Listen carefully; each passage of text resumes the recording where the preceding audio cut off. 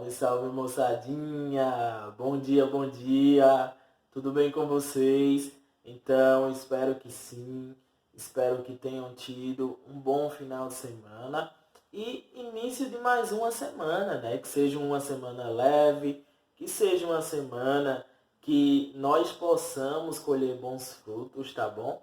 Então, sejam bem-vindos a mais uma aula de português, aula de número 6, não é isso? E que vocês possam aproveitar ao máximo, certo? Para resolver as atividades, para tirarem suas dúvidas. E qualquer, gente, dificuldade, vocês sabem onde encontrar uma resposta, certo? É só chegar no PV do professor e a gente começa a conversar sobre algumas questões. Então, bem-vindos à nossa aula de hoje. Bom, gente, então, nossa aula agora nesse momento, ela vai girar em torno, tá, do processo de formação das palavras. E aí, nesse processo de formação, nós vamos observar como se formam as siglas e as abreviaturas. Então, vamos ver nesse momento, na aula de hoje, será uma aula mais curta, tá? Porque é um assunto mais simples.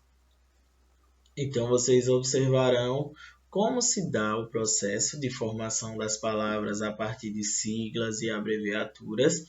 E depois veremos as regras, tá? De funcionamento de cada uma delas. Então, gente, nesse primeiro momento, sobre formação de palavras, nós vamos nos atentar ao estudo das siglas, tá certo? Quando se fala em sigla, nós já pensamos muito no nome de órgãos, né, instituições, que geralmente é o que nós observamos nos textos que lemos, nos noticiários de jornais, e é bem isso. A sigla, ela é em geral um conjunto de letras iniciais dos vocábulos, tá? Como o conceito está bem expresso aí. Esses vocábulos também são entendidos como nomes, tá certo? Então, conjunto de letras iniciais dos vocábulos, normalmente os principais, então eles pegam os essenciais, as letras essenciais para formar a sigla, certo? Essas letras essenciais escolhidas, vale a pena ressaltar que elas formam o nome de uma instituição, de uma organização, enfim, de uma entidade. Aqui eu coloquei 4 exemplos para vocês, certo? CPF, RG, UPE e Univasf. Aqui nós temos exemplos de siglas, certo? Então, no estudo das siglas, algo tem que ficar bem claro para nós. Existem regras, tá certo? Para que nós possamos fazer siglas e acompanhar também para observar se as siglas que as pessoas escrevem estão empregadas da maneira correta. Então, a primeira regrinha ela vai dizer o seguinte: não se usa das siglas. Então, vê lá, CPF, RG, UPE, Univasf, no final não tem ponto, certo? Outra regra é que geralmente ela é isolada por travessão ou parênteses quando vem ao lado do nome que designa. Olha o exemplo. Eu fiz o curso de letras na Universidade de Pernambuco. Então, observe, quem citou aí a Universidade de Pernambuco em sua fala, quis colocar a sigla de Universidade de Pernambuco, que é como geralmente as universidades são mais conhecidas. Então, olhe, o PE é a nossa sigla. Esse ponto aí, após o parênteses, não é da sigla, certo? É da oração mesmo. É importante também ressaltar que quando eu falo para vocês que não se usa ponto no final das siglas, Isso é válido até para suas formas no plural. Aqui no módulo, na página 57, vocês verão que ele colocou a palavra DVD e DVDs. Então, mesmo que a palavra vá para o plural, ela continua sem o ponto final nessa sigla, certinho? Outra questão aqui para a gente perceber, se a sigla tem até 3 letras, é escrita com todas as letras maiúsculas. Então, até 3 letras, essas letras devem ser grafadas com inicial maiúscula. Passando disso, o que é que acontece? Então, quando há mais de 3 letras, as siglas pronunciáveis são apenas escritas com a primeira letra maiúscula. Então, veja o exemplo aqui, com 3, ITA, IML, DVD, PDF. São exemplos de palavras cuja sigla tem até 3 letras.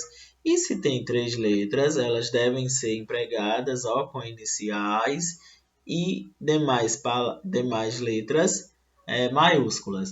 Diferente aqui dos últimos exemplos, FACAP, IBAMA e UNESCO, eles têm as siglas com apenas a primeira letra inicial maiúscula, certinho?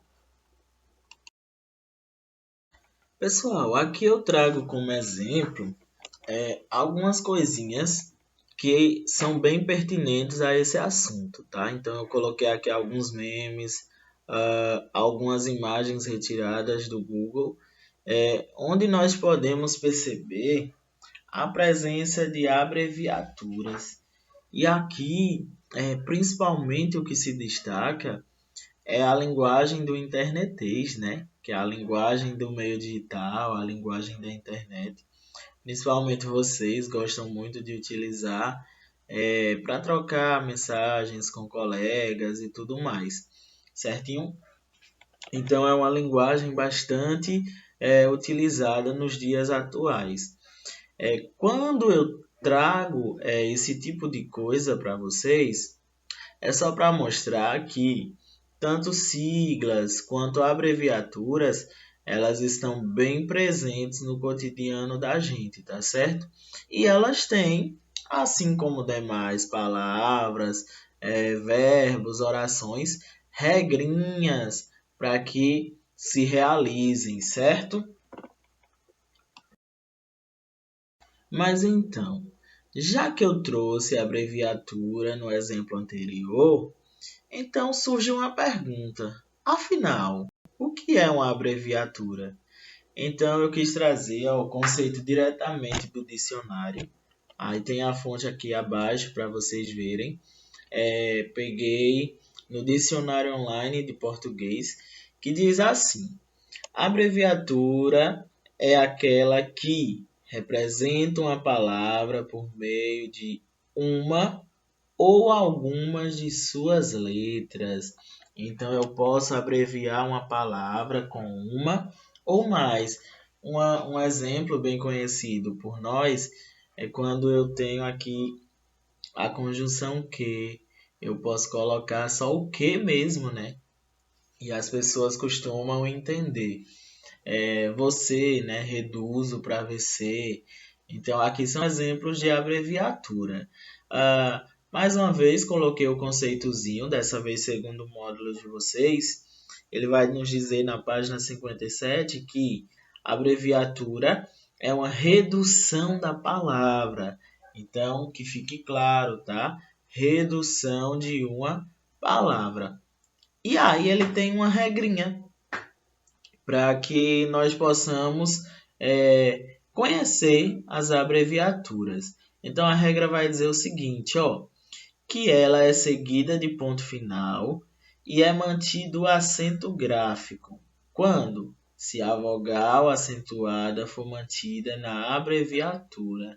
Século. Olha como nós abreviamos a palavra século. SEC. Então a regra vai dizer o quê? Que diferente das siglas, As abreviaturas, elas vêm sim com ponto final após nós abreviarmos a palavra.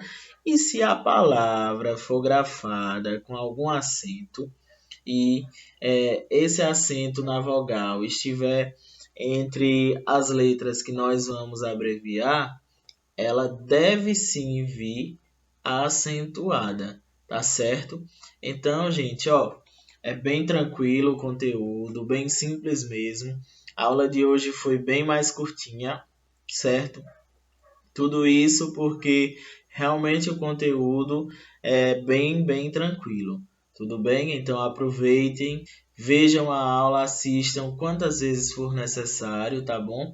E qualquer coisa me procurem no PV, que a gente consegue debater sobre alguma coisa e responder aquilo que esteja faltando, tá certo? Até a próxima aula e se cuidem.